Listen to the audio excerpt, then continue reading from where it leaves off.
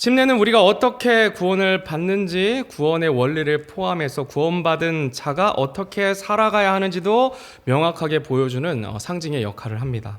오늘 본문 말씀을 보면 성경에서 행해진 첫 침례는 침례 요한이 베푼 침례입니다. 침례 요한은 예수님의 오실 길을 예비하는 자로 예수님께서 사역을 시작하기에 앞서 준비하는 역할을 수행했습니다. 침례 요한이 예수님 앞서 준비했던 사역은 다른 것이 아닙니다. 이스라엘 백성들이 자신이 죄인됨을 깨닫고 하나님 앞에 회개케 하는, 돌이키게 하는 사역이었습니다. 그래서 침례 요한은 광야에서 선포합니다. 너희는 회개하라, 하늘의 왕국이 가까이 왔느니라. 이 선포를 들은 이스라엘 백성들은 마음에 찔림을 받습니다. 그리고 침례 요한 앞으로 나옵니다. 그리고 그들은 자신의 죄를 뉘우치고 하나님 앞에 자기 죄들을 자백하며 물속에 푹 잠기는 침례를 받았습니다. 이 회개가 바로 예수님의 사역, 모든 사람을 구원에 이르게 하는 사역의 준비가 되는 것입니다. 우리가 믿는 구원의 교리는 회개와 믿음입니다. 회개는 예수님을 개인의 구주로 받아들이는 준비 단계라고 할 수 있습니다. 회개만 했다고 구원받을 수 없지만 회개하지 않고는 결코 예수님을 믿음으로 구원을 얻을 수 없기 때문입니다. 하나님께서는 침례 요한이 외친 회개의 침례를 통해 우리가 구원받게 되는 순서와 원리를 말씀해 주고 계십니다. 회개하고 예수님을 믿음으로 구원받는다는 원리를 침례의 시작, 회개의 침례를 통해 알게 해 주신 것입니다. 오늘 7절, 8절 말씀입니다. 우리 같이 읽겠습니다. 시작. 그가 선포하여 이르되 나보다 더 능력 있는 분께서 내 뒤에 오시는데 나는 몸을 굽혀 그분의 신발끈을 풀 자격도 없노라. 참으로 나는 너희에게 물로 침례를 주었거니와 그분께서는 너희에게 성령님으로 침례를 주시리라 하니라. 아멘. 사도 요한은 자신 다음으로 오실 예수님께서 자신보다 더 큰 능력으로 오시며 그분께서 행하실 침례는 더욱 완전한 것임을 알았습니다. 자신은 물로 침례를 주었지만 예수님께서 주실 침례는 성령 침례임을 말씀합니다. 요한복음 3장 5절 말씀입니다. 예수님께서 대답하시되 진실로 진실로 내가 너희에게 이르노니 사람이 물에서 나고 성령에게서 나지 아니하면 하나님의 왕국에 들어갈 수 없느니라 말씀하십니다. 성령 침례는 성령 하나님께서 믿는 자 안에 거하시는 것으로 성령께서 우리를 거듭나게 해주십니다. 예수님께서는 사람이 물에서 나고 성령에게서 나야만 하나님의 왕국 천국에 갈 수 있다 말씀하십니다. 사람의 물에서 난다는 표현은 두 가지로 해석할 수 있습니다. 첫째는 양수에 있다 태어나는 모든 사람들을 의미합니다. 두 번째는 물에서 나오는 침례, 즉 회개의 침례를 의미합니다. 바로 이어지는 말씀도 요한복음 방금 읽은 요한복음 3장 바로 이어지는 말씀도 침례 요한이 침례를 주는 장면으로 이어지고 있습니다. 따라서 물에서 나고 성령에게서 나야 하나님의 왕국에 들어갈 수 있다는 말씀은 회개하고 믿음으로 얻는 구원에 대해서 설명해 주는 말씀입니다.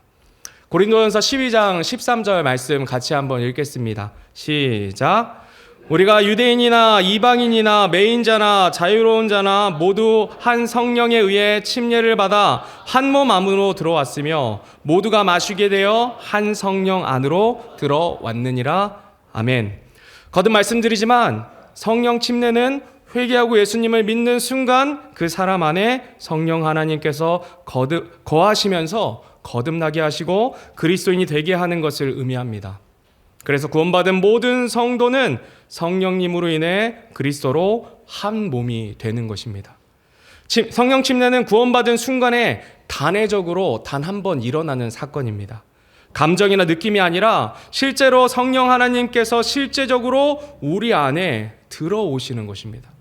성령 하나님께서는 우리 안에 계셔서 우리의 죄를 깨닫게 하시고 또 책망하시며 말씀을 기억나게 해주시고 가르치시며 우리를 위해 우리 안에서 지금도 말할 수 없는 탄식으로 중보하고 계십니다.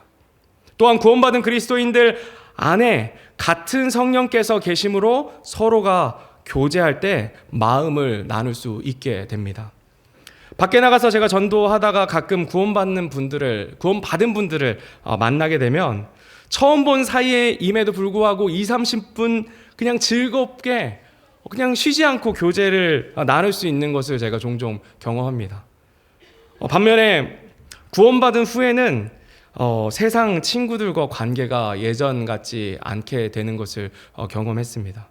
구원받기 전과는 완전히 다른 가치관을 가지게 되었기 때문입니다. 이전에는 죄라고 여겨지지 않던 일들이 하나님의 말씀을 통해 점점 죄가 됨을 알게 되고 이전에 즐기던 것보다 더 기쁜 것이 무엇인지 깨달아 알게 되기 때문입니다. 세상의 친구들이 이제는 구원받을 전도의 대상자로 저에겐 변하게 되었습니다. 왜냐하면 그 친구들이 구원받지 못하면 영원한 지옥의 형벌을 받게 되기 때문입니다. 성도 여러분, 성령 하나님께서 여러분 안에 계심을 믿으십니까? 아멘. 혹시나 아직까지 구원받지 못한 분들이 계시다면, 안에 성령 하나님이 모시지 못한 분들이 있으시다면 오늘 회개하고 예수님을 믿음으로 구원받게 되기를 간절히 소망합니다. 구원받는 순간 세상을 지으신 능력 많으신 하나님께서 여러분 안에 계셔서 여러분의 삶을 지키시고 인도해 주실 것입니다. 마가복음 1장 9절 말씀 같이 읽겠습니다. 시작.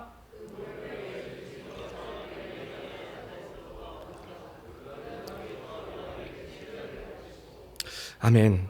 예수님께서는 요한에게 침례를 받으셨습니다. 요르단 강 속에서 침례를 받았다 말씀하십니다. 침례는 물 속에서 완전히 잠기는 것을 의미합니다. 또한 같은 장면이 기록된 마태복음 3장에 보면 침례 요한은 자신이 예수님께 침례를 받아야 되는데 되려 침례를 받으려 하시냐면서 예수님을 말리는 장면이 나옵니다. 왜냐하면 요한의 침례는 죄인들이 받아야 하는 회개의 침례였기 때문입니다. 예수님께서는 죄가 없으시기 때문에 회개의 침례가 필요 없는 분이십니다. 그렇다면 죄 없으신 예수님께서 왜 침례를 받으셨을까요? 첫 번째 이유는 침례를 받으심으로 예수님의 겸손과 어린 양 되심을 보여주기 때문입니다. 예수님께서는 세상 죄를 지고 가는 하나님의 어린 양이 되십니다. 예수님께서는 죄가 없으시지만 완전한 죄인의 모습으로 자신을 낮추심으로 침례를 받으셨던 것입니다. 그리고 우리의 죄를 짊어지고 십자가에 달려 피 흘리심으로 우리의 죄를 어린 양이 되셔서 대속해 주셨습니다. 따라서 예수님께서 침례를 받으신 이유는 예수님의 겸손과 대속의 제물 되심을 우리들에게 나타내 보여주기 위함에 있습니다.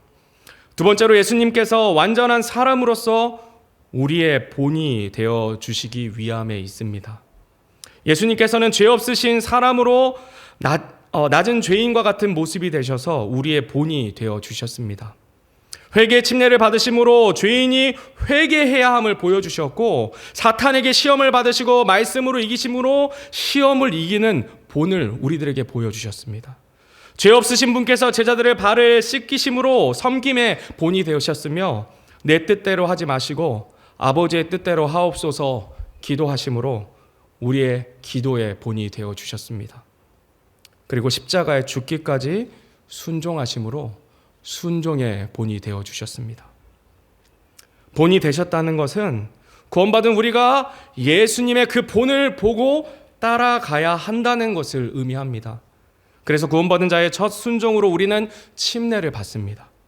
구원받으신 성도님들 중에 아직까지 침례에 순종하지 않으신 분이 있다면 침례 받으시기 바랍니다. 예수님께서 명령하셨고 친히 본이 되어 주셨습니다. 세 번째로 예수님께서 침례를 받으신 이유는 침례가 상징적으로 복음을 명확하게 보여주기 때문입니다. 물속에 완전히 잠기는 침례를 받으심으로 예수님의 죽음과 묻히심과 부활을 완전하게 나타내는 표적으로 보여주셨습니다. 사람을 구원에 이르게 하는 복음이 이 땅에 임했음을 미리 보여주신 것입니다. 예수님께서 하실 그 사역을 미리 우리들에게 보여주신 것입니다.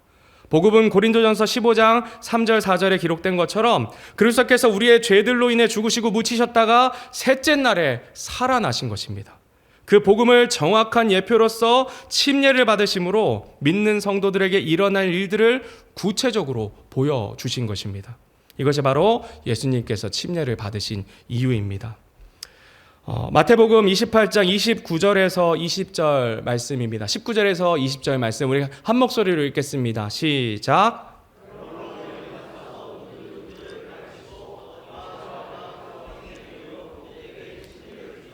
무엇이든지 내가 너에게 명령한 모든 것을 그들에게 가르쳐 지키게 하라. 보라, 내가 세상의 끝까지 항상 너희와 함께 있느니라 하시니라. 아멘. 예수님께서는 부활하시고 승천하시면서 구원받은 모든 자들에게 지상 명령을 주셨습니다. 그 명령 중에 무엇이 포함되어 있습니까? 침례가 포함되어 있습니다. 구원받은 자의 침례는 선택사항이 아니라 필수라는 것입니다. 예수님께서 친히 명령하시기 때문에 우리는 침례에 순종해야 합니다. 물론 침례받지 않는다고 그리스도인이 되지 못하는 것은 아닙니다. 침례가 구원의 여부를 결정하지 않습니다. 그러나 그것은 불순종하는 그리스도인이 될 뿐입니다. 그렇다면 예수님께서 구원받은 우리에게 이 침례를 명령하신 이유는 무엇일까요? 첫 번째는 침례가 예수 그리스도와 구원받은 우리가 하나 되었다는 것, 그리고 연합되었다는 것, 그리고 예수님과 함께 살아가는 것을 잘 보여주기 때문입니다. 침례는 그분의 죽으시고 묻히셨다가 부활하시는 것에 참여하는 것을 상징적으로 잘 나타내 보여줍니다. 물에 잠긴 예수님의 모습이 우리의 죄를 대신 짊어지고 죽임 당하신 것을 의미하듯이 예수님을 믿는 순간 우리도 죄인으로 살았던 옛사람의 죽는 것을 죽었다라는 것을 뜻합니다. 십자가 달려 피 흘려 죽으신 예수님 때문에 이전에 죄인이었던 나는 죽었고 이제는 지나가 버린 것입니다. 옛사람이었던 나는 죽었다라는 것입니다. 예수님과 함께 다시 살아났다는 것은 영적으로 죽었던 우리가 다시 살아났음을 거듭났음을 상징적으로 보여주고 있습니다. 예수님께서 침례를 받으시고 물속에 올라오실 때 오늘 본문 말씀에서 무슨 일이 일어났습니까? 오늘 10절 말씀 다시 한번 보겠습니다. 곧바로 물속에서 올라오실 때에 하늘들이 열리며 성령께서 비둘기같이 자기 위에 내려오시는 것을 보시더라 라고 기록하고 있습니다. 침례를 받으신 후에 먼저 하늘들이 열리는 일이 일어났습니다. 흠정역에서는 열린다고 번역하였지만 개역성경에서는 갈라진다라고 번역을 했는데요. 원어의 의미는 쪼개다, 찢다, 분리하다라는 의미로 사용된 단어입니다. 유대인들은 비통한 순간에 옷을 찢을 때도 이 단어를 사용했습니다. 마가복음에는 이 단어가 단 2번 사용되었는데요. 예수님의 침례 장면과 예수님께서 십자가 달려 죽으실 때 등장합니다. 예수님께서 죽으시던 그 순간 지성소를 가리고 있던 휘장이 찢어지는 모습을 나타낼 때 동일한 단어를 사용했습니다. 예수님과 함께 죽고 다시 살아나는 순간 하나님과 죄인된 우리의 관계를 가로막고 있던 그 모든 것들이 다 찢어짐으로 거룩하신 하나님 앞에 담대히 우리가 나아갈 수 있게 된 것입니다. 그리고 다음으로 성령께서 예수님께 내려오십니다. 예수님을 믿어 구원받는 순간 우리에게도 같은 일이 일어남을 보여주고 계십니다. 성령 하나님께서 주님 다시 오실 때까지 이 땅을 살아가면서 성화의 과정을 잘 감당하도록 우리 안에 계시면서 가르치시고 보호하시며 인도해 주실 것입니다. 갈라디아서 3장 27절 그리고 로마서 6장 4절 말씀 이어서 읽겠습니다. 시작. 너희 중에서 그리스도 안으로 침례를 받은 자는 다 그리스도로 옷 입었느니라. 그러므로 우리가 죽음 안으로 침례를 받아 그분과 함께 묻혔나니 이것은 그리스도께서 아버지의 영광을 힘입어 죽은 자들로부터 일으켜진 것 같이 우리도 생명의 새로움 속에서 걷게 하려 함이라. 아멘. 하나님께서는 침례받은 자가 어떤 자이며 어떻게 살아가야 할 것인지도 우리들에게 알려주고 계십니다. 침례라는 단어는 1세기경에는 옷을 염색하는 과정을 묘사하는 단어로도 이 침례라는 단어가 사용되었다고 합니다. 염료가 옷감에 스며들면 염료와 옷감이 하나가 될 뿐만이 아니라 새로운 옷감으로 변화됩니다. 이것은 그리스도인들의 정체성의 변화를 상징할 뿐만이 아니라 그리스도로 이제는 살아가야 함을 보여주고 있습니다. 옷감이 물속에 푹 잠기고 다시 나왔을 때 새로운 옷이 된 것처럼 우리도 그리스도와 함께 죽고 다시 살았을 때는 내가 아니라 그리스도로 옷 입고 살아가야 함을 보여주고 있습니다. 우리는 새 생명을 얻은 새로운 피조물입니다. 우리는 예수 그리스도로 옷 입고 예수님께서 보이신 본과 그 말씀에 따라 살아가야 하는 존재들로 변화된 것입니다. 마가복음 1장 11절 오늘 마지막 말씀입니다. 우리 한 목소리로 읽겠습니다. 시작.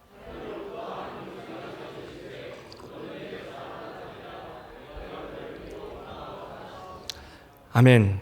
오늘 오전 예배 때도 이 말씀이 언급되었습니다. 예수님께서 침례를 받으신 뒤에 하나님께서 이렇게 말씀하십니다. 너는 내 사랑하는 아들이라 내가 너를 매우 기뻐하노라 말씀해 주십니다. 예수님과 함께 다시 산 우리에게 동일하게 말씀해 주십니다. 정민아, 접니다. 너는 내가 사랑하는 아들이라 내가 너를 매우 기뻐한다 말씀해 주시는 것입니다. 준서야, 준서 왔는지 모르겠네요. 준서야, 너는 내 사랑하는 아들이라 내가 너를 매우 기뻐한다. 유나야, 너는 내가 사랑하는 딸이라 내가 너를 매우 기뻐한다 말씀하십니다. 구원받은 순간 우리는 하나님의 자녀가 되는 것입니다. 옆 사람들에게 이름을 넣어서 하나님의 그 마음을 담아서 이렇게 선포해 보겠습니다. 누구누구야, 너는 내 사랑하는 아들이라 딸이라 내가 너를 매우 기뻐한다. 이렇게 옆 사람들에게 한번 고백해 보겠습니다.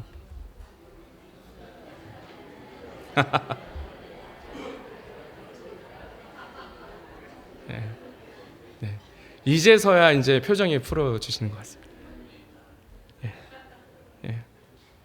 얼마나 위로가 되고 감사가 되는지 모릅니다. 우리가 무엇이간데 죄인된 우리를 구원해 주시는 것만으로도 은혜인데 하나님의 자녀 삼아 주시고 또 사랑한다 말씀해 주시고 또 나 같은 죄인을 매우 기뻐한다 말씀해 주십니까? 이게 도대체 무슨 은혜입니까? 이것이 도대체 무슨 사랑입니까? 하나님의 크신 은혜와 사랑은 말로 다 표현할 수 없습니다. 그 은혜에 그저 감사할 따름입니다. 하늘부터 난 너는 내 사랑하는 아들이라 내가 너를 매우 기뻐한다는 하나님의 음성은 그 자리에 있던 모든 사람들이 들었습니다. 하나님께서 예수님이 자신의 사랑하는 아들이며 기뻐하는 자임을 모든 사람들에게 공표한 것입니다. 이것은 우리가 침례를 행하는 중요한 이유 중에 하나가 됩니다. 모든 사람들 앞에서 내가 구원받은 하나님의 자녀가 됨을 간증하고 침례를 받음으로 하나님의 자녀가 되었음을 공표하는 것입니다. 침례는 구원받은 그리스도인들의 간증입니다. 침례의 순종함으로 우리가 구원받은 하나님의 자녀이며 예수님을 구주로 신뢰한다는 사실을 다른 사람들에게 보여주는 것입니다. 사도행전 2장 41절 말씀입니다. 그때에 그의 말을 기쁘게 받아들인 자들이 침례를 받으며 바로 그날에 3,000원 가량이 그들에게 더해지니라. 아멘. 예루살렘 교회 성도들은 이러한 간증을 통해 교회에 더해졌습니다. 믿고 침례를 받음으로 교회에 더해지는 성경의 본을 따라 우리 교회도 역시 구원받고 침례받은 성도만을 우리 교회 회원으로 받아들입니다. 성경 말씀 그대로 있는 그대로 지켜 나아갑니다. 저는 여기 교회 오기 전에 세례 받았습니다. 근데 몰랐습니다. 침례가 얼마나 이렇게 귀한 것인지 몰랐습니다. 성경적으로 그대로 말씀대로 지켜나가는 것이 얼마나 귀한 것인지 저는 몰랐습니다. 그런데 알면 알수록 우리 교회가 믿는 이 믿음이 얼마나 귀한지 모릅니다.